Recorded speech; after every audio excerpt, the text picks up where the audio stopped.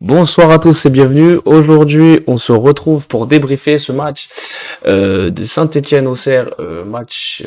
Premier match. Salut. Oui, oui, excusez-moi. Salut Darkov, salut Tortue. Excusez-moi, j'ai un petit peu ouais, quand même un bon quart d'heure de retard. Là, je passe en coup de vent comme la douce brise florale de Darkov, toujours aussi toujours autant poète, ça fait plaisir. Et c'est bon, je suis pas encore là, si t'es encore là Darkov, mais je te salue quand même.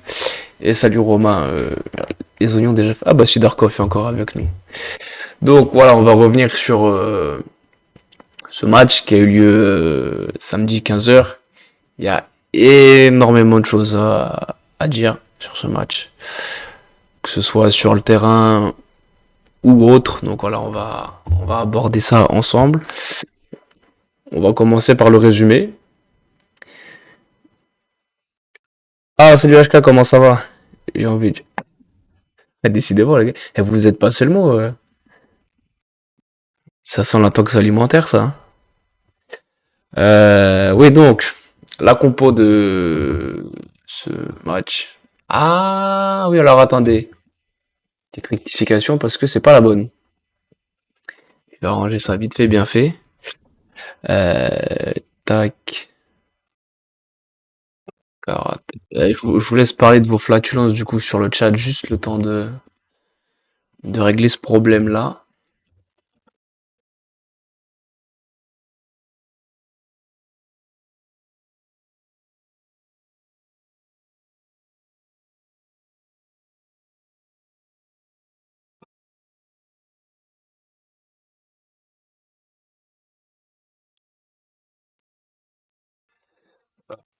Ça va arriver assez samo sous peu. Là, on est bon. Ensuite, normalement, il devrait m'en manquer.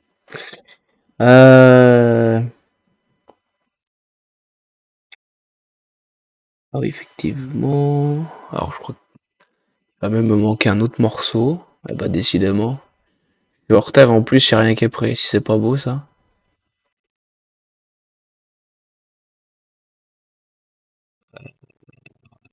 Tac. Voilà, là, normalement, ça devrait se remettre correctement. Ça, on est bon. Tac.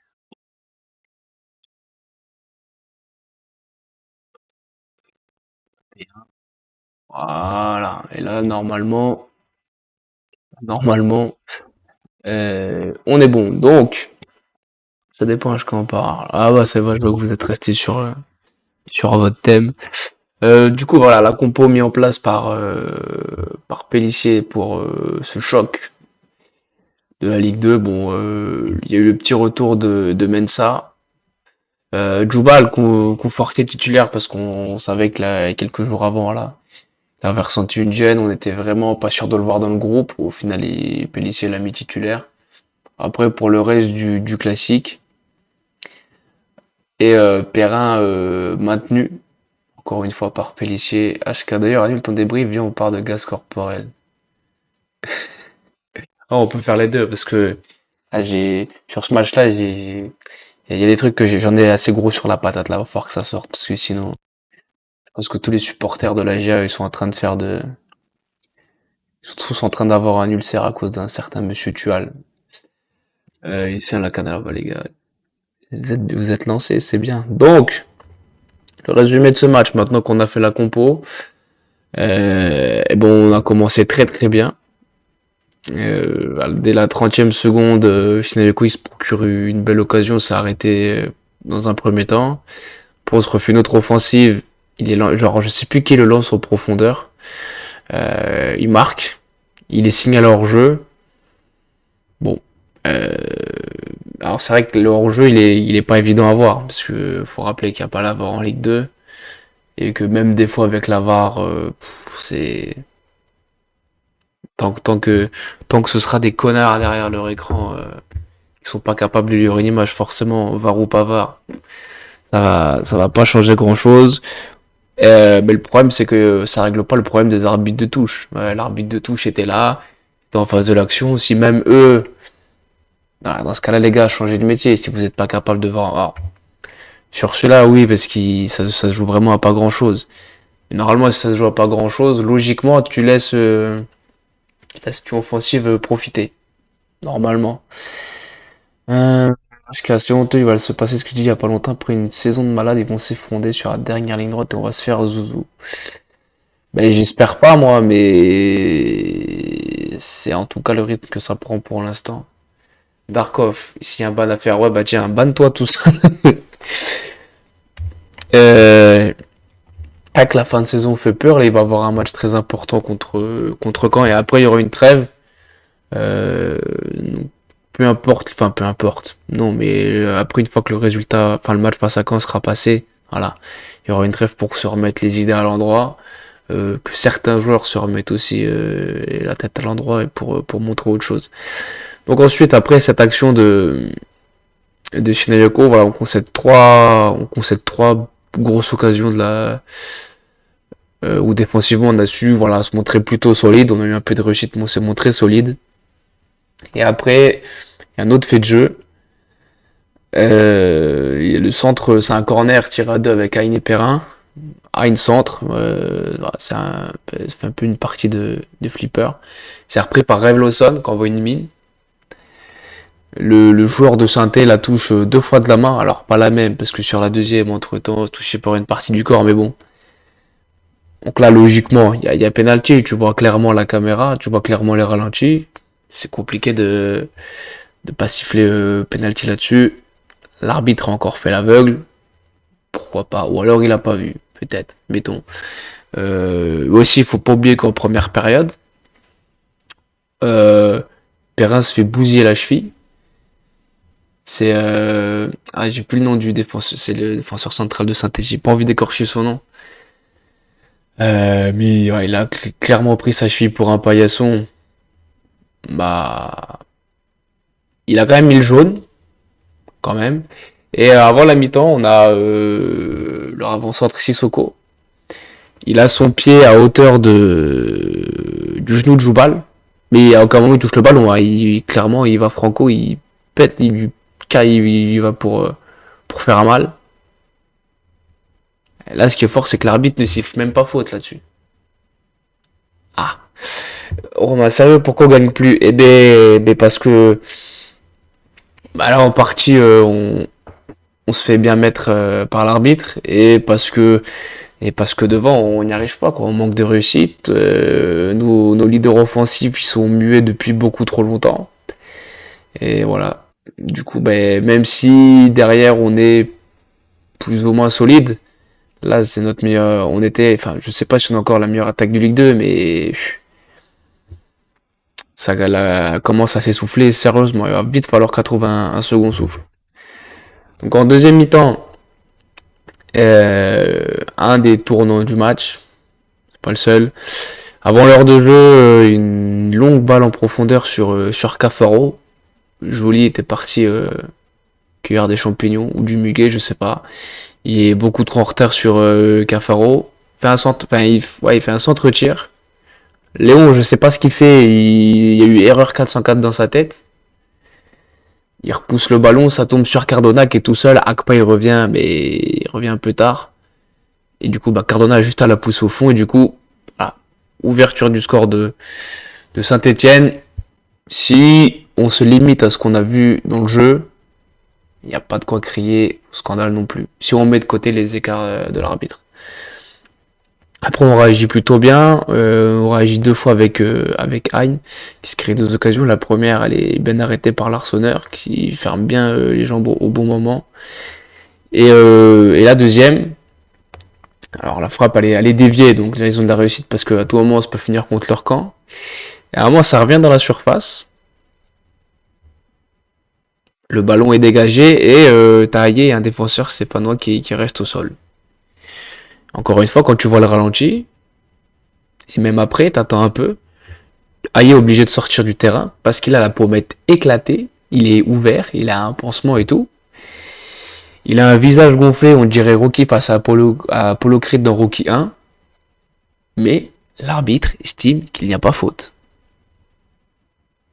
Pourquoi pas? Ces messieurs, les arbitres ont toujours raison. Après, on a quand même une grosse opportunité de revenir. 5 minutes après l'ouverture du score, on a une relance dans l'axe d'un des défenseurs stéphanois qui est cadeau pour nous. Woussou récupère et trouve Raveloson face à face. Il le rate. Là, là, tu te dis que là, c'est fini, quoi. T'as la tête dans le seau et t'arriveras jamais à en sortir. Et dans les derniers instants, en plus, on a à deux doigts de se prendre un but. Parce que c'est Agpa qui couvre Sissoko du hors-jeu. Il est seul face à Léon. Ah, il cadre pas, heureusement ou pas. Le 1-0 ou 2-0, ça aurait rien changé au fait qu'on repart de Saint-Etienne avec 0 points. Voilà. Et voilà, l'analyse du match global, c'est que déjà, on se met en difficulté tout seul, que ce soit sur le but de Léon, enfin sur le but qu'on encaisse, les relances dans l'axe dangereuse de Raveloson qui nous mettent en grande difficulté, voilà, ça, on se fait des problèmes tout seul.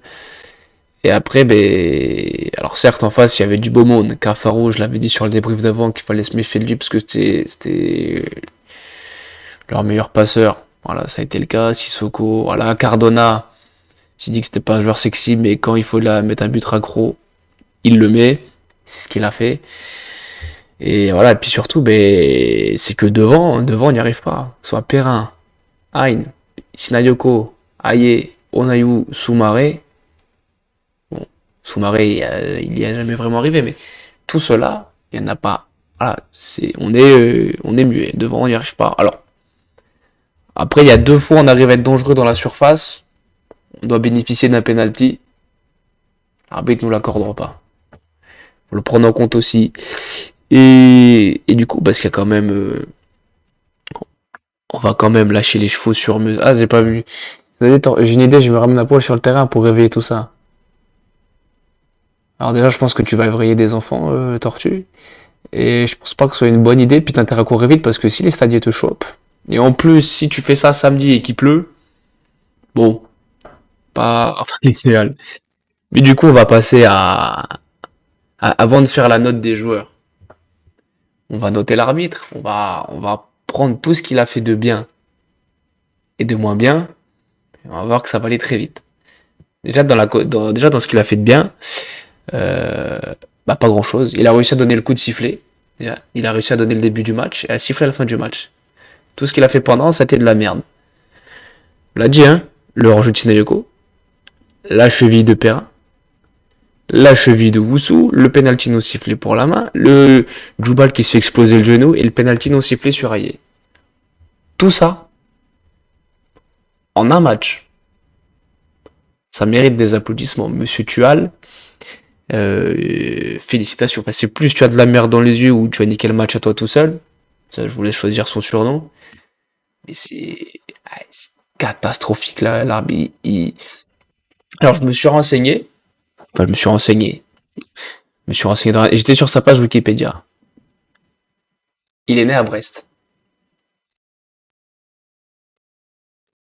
À mon avis, il sonne à Brest. Or, sa femme est de Saint-Etienne. Et il voulait pas se la coller derrière l'oreille. C'est un samedi soir. Peut-être. Mais plus sérieusement, on va, on va faire un parallèle. On prend les mêmes fautes d'arbitrage.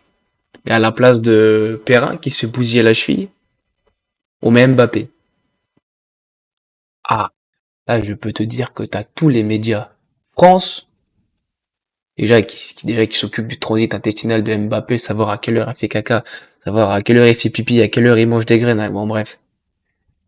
Mais là, j'ai vu passer nulle part.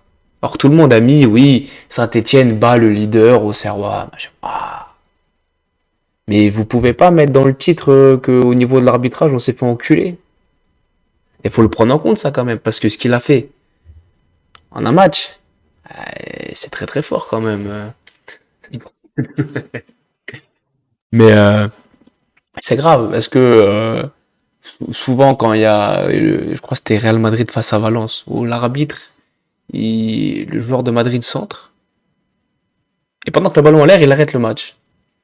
Et là, pareil, tout le monde disait, Beansport ou autre, polémique, machin. Alors je sais bien qu'au CR, c'est pas le Real Madrid, c'est pas Paris. On n'est pas en Ligue des Champions, c'est que la Ligue 2. Mais si à un moment donné, personne dans les médias n'en parle, mais comment voulez-vous qu'on progresse? Pourquoi la plupart des arbitres, quand ils sont en Europe, ils se font pourrir parce qu'ils sont mauvais. Bon, on leur dit rien, ils ont l'immunité. Ils ont rien du tout. Là, Tual, et je suis quasiment sûr que le week-end prochain, il va arbitrer un match. Alors il a même pas les épaules pour arbitrer un Gurgi FC Chevannes, sérieusement.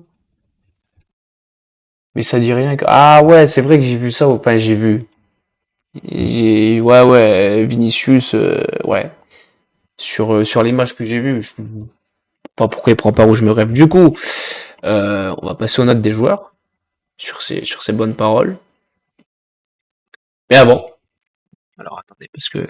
Alors oui, déjà, tout le monde en match correct, mais ça va bouger au fur et à mesure, c'est juste que j'ai pas réussi à... C'est juste que j'ai pas réussi à mettre les images comme il faut dès le début.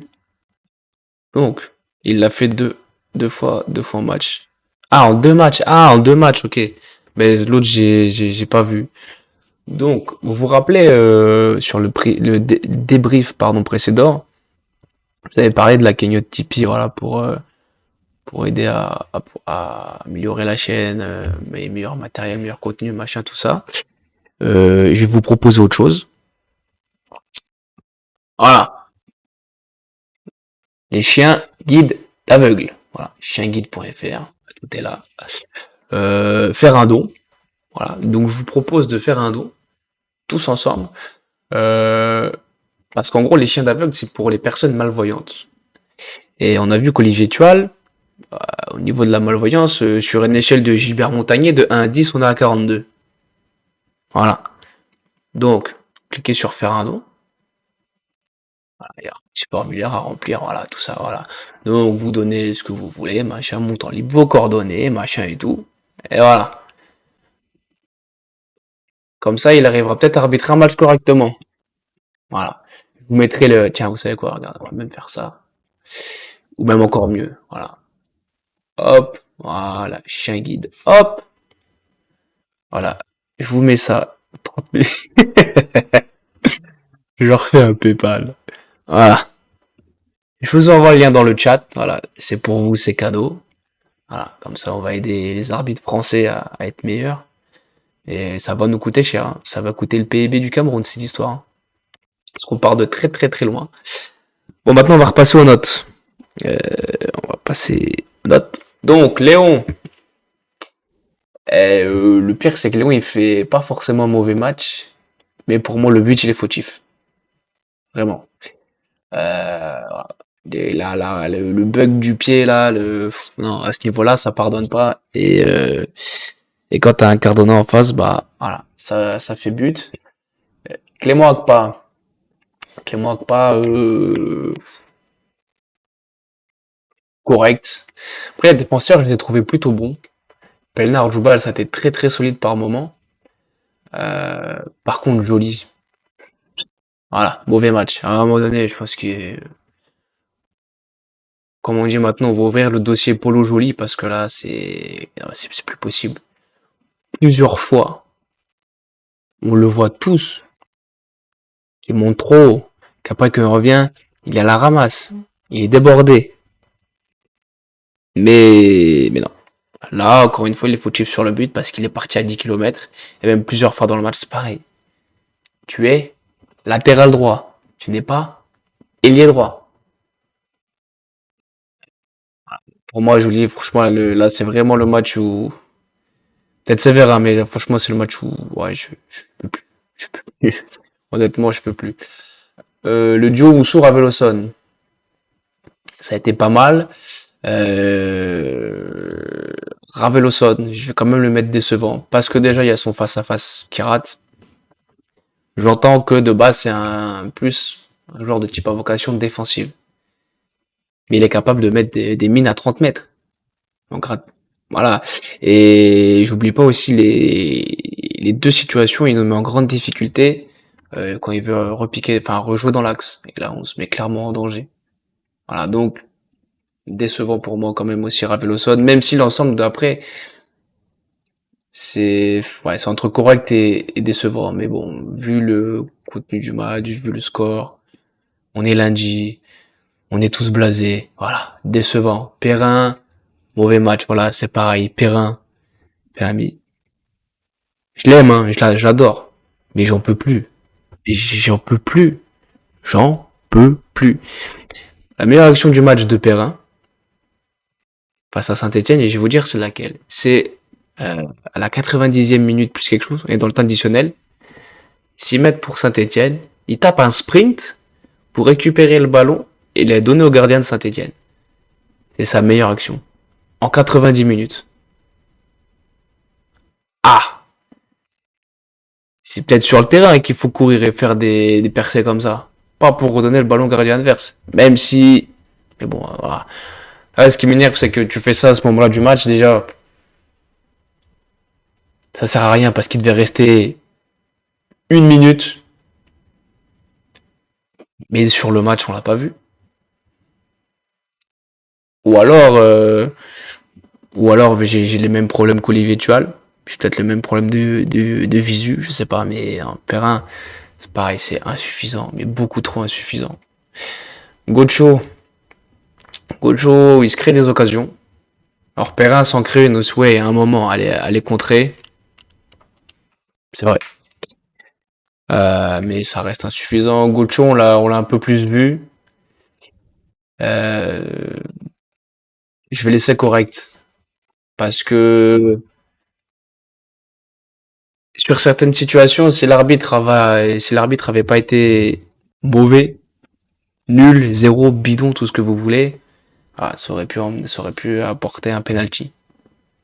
Qu'on va laisser correct. Sinayoko, Aye, ouais, pour moi, pareil, il faut un match correct.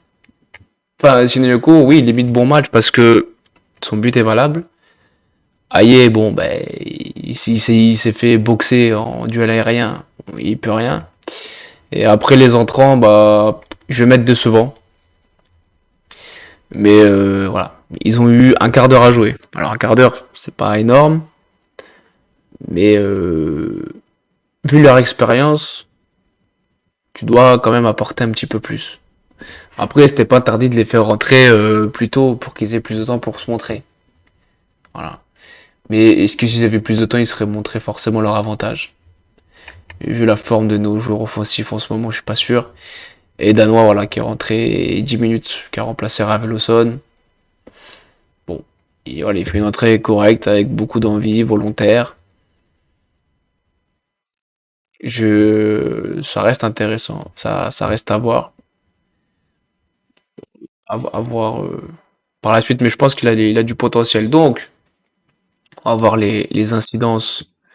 Donc déjà les résultats, tout ce qui, ce que ça met après derrière au classement. Donc, on défaite d'Auxerre à Saint-Etienne, ça malheureusement, on le sait. La petite surprise, c'est le Paris FC qui a battu Caen chez eux dans les 5 dernières minutes. Donc ça c'est plutôt bien. Grenoble-Laval, le match actuellement en cours, et je crois que je vérifie ça tout de suite, mais il me semble qu'il y a 0-0. Ouais, ça n'a pas bougé pour l'instant. Dunkerque qui bat Pau. Décidément, Dunkerque, là, en ce début d'année, sont sur une bonne dynamique. Et voilà, le match aussi qui nous intéresse, c'est Valenciennes-Angers. Valenciennes qui voilà, fait match nul contre et le premier et le deuxième. Ils arrivent à choper 2 points contre les 2 premiers. C'est pas mal. Bon, quand t'as un pied en national, c'est un peu con, mais c'est pas mal. Mais c'est un peu tard. Donc du coup au classement. Alors attendez, hop, au classement. Et ben on reste premier avec 2 points d'avance et c'est assez inespéré. Mais le matelas qu'on avait, là on l'a plus. Saint-Etienne, bah forcément ils reviennent à 7 points. Laval, pareil. Quand ils sont qu'à 10 points, mais Saint-Etienne avant ce match-là, c'était pareil aussi.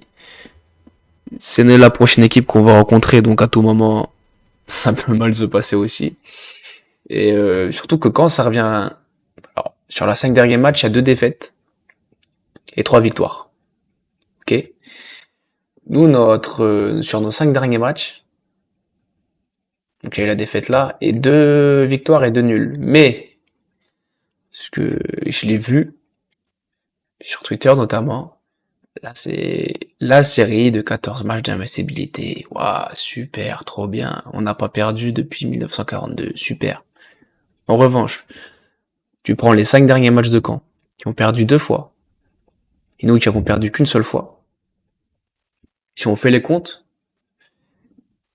Caen a pris 1 point de plus que nous.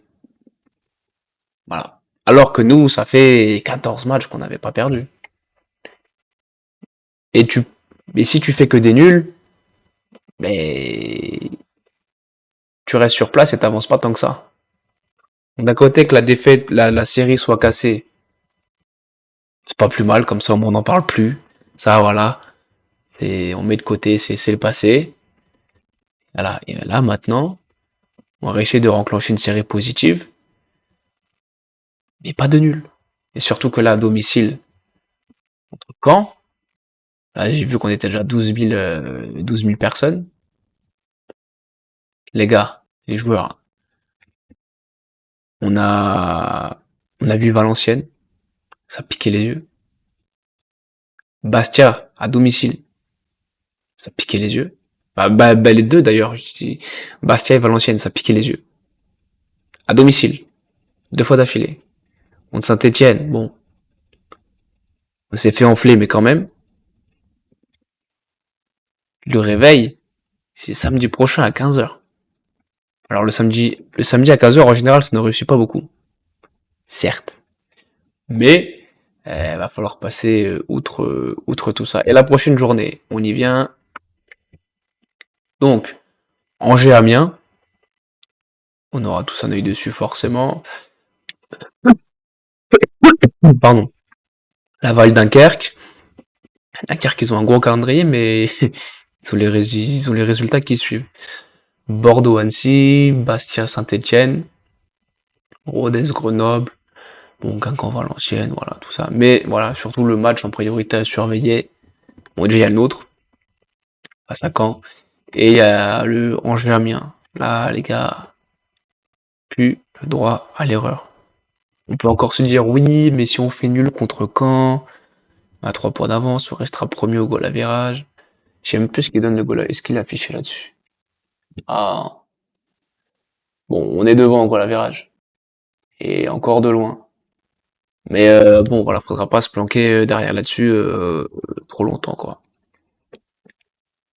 Donc, l'avant-match. Donc, face à cette équipe de Caen qui a perdu 1-0 chez elle devant son public dans les dernières minutes. Bon, bien évidemment, le coach, ce n'est plus Furlan. Donc, il n'y aura pas un retour de Furlan chez nous. Mais, il y aura quand même quelques retours. Il y aura Coef, qui est sur le banc. Autrette, qui est régulièrement titulaire et un des meilleurs passeurs de cette équipe. Et bien évidemment, monsieur Le Bihan, qu'on attend tous avec impatience pour lui offrir la bronca qu'il mérite. Voilà. Sinon, cette équipe de Caen, c'est une belle équipe. Ça va beaucoup mieux qu'en début de saison. Ils se sont remis la tête à l'endroit, ils reviennent très fort. Un peu à l'image de Saint-Etienne. Il y a des joueurs très très bons devant. On a Mendy, le meilleur buteur, qui a 17 buts. Bon, Le Bihan, voilà. Même si personne de chez nous ne peut plus le voir, qu'on le déteste tous très très fort. Il y a eu des déclarations complètement connes et qui est... Bon, bref. On va se méfier parce qu'à tout moment, il est capable de marquer. Et il va venir vers nous, je le vois, ça, je le sens arriver. Et il va se boucher les oreilles comme ça avec ses doigts. Et alors là, on va avoir une rage en nous. Je prie pour que ce scénario n'arrive pas. Je préfère mais 1000 fois si on doit prendre un but, faites marquer au trade, faites marquer Coef. Mais n'importe qui. Mais pas Le Bihan. S'il vous plaît. Si les dieux du foot ils sont encore un minimum avec nous, avec le suppôt arbitral là qu'on vient de se taper, voilà, si on pouvait juste passer à travers ça, ça serait parfait. Mais non, non, blague à part, le bio fera quand même s'en méfier parce que voilà, on sait quand même de quoi il est capable. Il a quand même planté pas mal chez nous. Même si après il s'est comporté comme une, comment dire pour rester poli, oh, comme un con. Voilà, il revoit tes classiques, mon grand, et tu verras que Auxerre est bel et bien un plus gros et un meilleur club que Dijon. Allez la bise. Au traite, qui a, attendez que je retrouve, voilà. 6 passes D, il y a Ali Abdi aussi qui a 8 buts. Je crois qu'il avait mis un doublé contre Angers. Ah, je crois qu'il va avoir des chances sympas pour le but. Ouais, ouais, ouais, j'imagine. Déjà, je pense qu'à l'annonce du speaker, il va se faire mais huer, huer. Oh, ça va être bon. Mais comme j'ai dit, voilà, je veux pas qu'il marque. Parce que là, on se reprend une reprise de volée de karma et ça peut faire très très mal. Et oui, au niveau des passeurs, il y a aussi Henry. Alors, je crois qu'il est blessé leur latéral droit. J'ai pas pensé à regarder. Mais si jamais il sera là, faudra s'en méfier. Et Kérémé qui a aussi 6 passes D. Voilà. Donc, c'est une belle équipe. Qui joue bien, qui est sur une meilleure dynamique que nous. Qui sur leurs 5 derniers matchs ont pris plus de points que nous. Même si c'est qu'un point de plus, faut pas le négliger. Mais voilà, on les reçoit chez nous. J'espère que le stade sera plein, qu'il fera beau déjà. Parce que ça fait 2 matchs d'affilée qu'on se tape le vent et la pluie en pleine gueule. C'est pas l'idéal non plus. Mais non, non, que le stade soit plein, qu'on chante tous, qu'on les pousse. Et, et que déjà on retrouve la victoire, déjà, ce serait pas mal.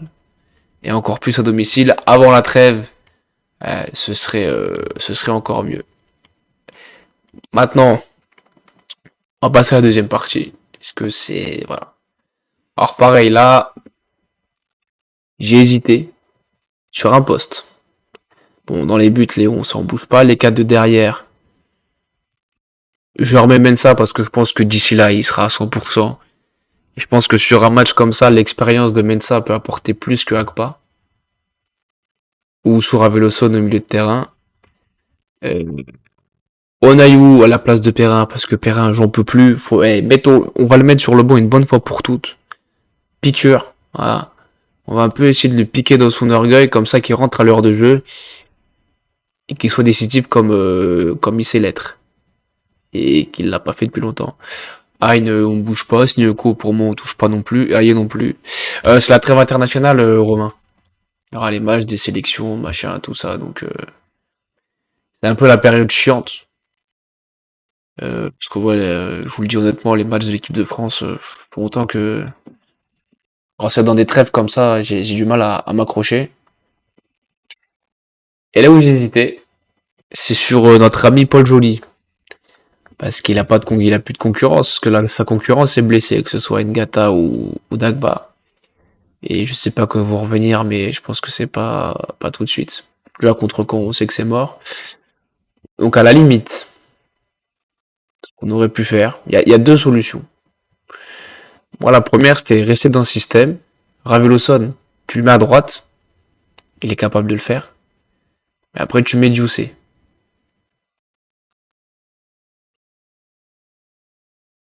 Sur Dioussé, il y a des fois où j'étais très sévère, à juste titre. Et en fait, il est capable du meilleur comme du pire. S'il nous sort un match comme il a fait contre Nice en Coupe de France, ou le match d'après, je sais plus contre qui c'était, ben là, pas de problème. Raveloson latéral droit et Dioussé au milieu de terrain. Ou alors, deuxième option, on fait comme quand on était en Ligue 1, on passe à 3 centraux et 2 pistons. Parce que comme ça, Joly pourra bien jouer dans l'axe, enfin bien jouer sur l'aile, pardon.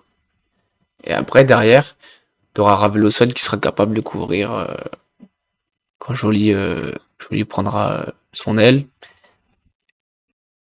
Et ça peut permettre aussi de devant à pouvoir se créer d'autres situations offensives, d'un peu innover et de surprendre l'adversaire où ils ne attendent pas finalement. Bon, ça c'est Pélissier qui fera son choix. Et puis ben voilà, on va s'arrêter là. Je pense avoir fait le tour Surtout, voilà, on a parlé de l'arbitrage, du match, nos joueurs offensifs qui sont en panne.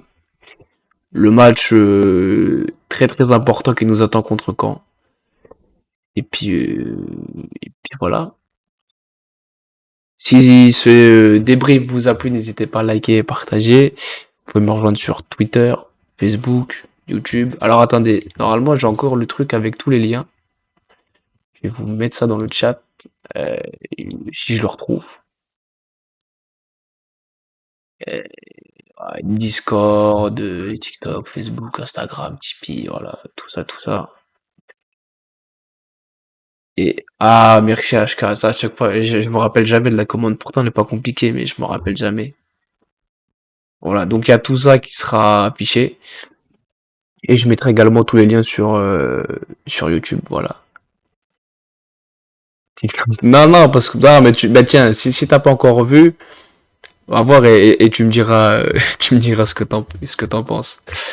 Du coup, TikTokeuse.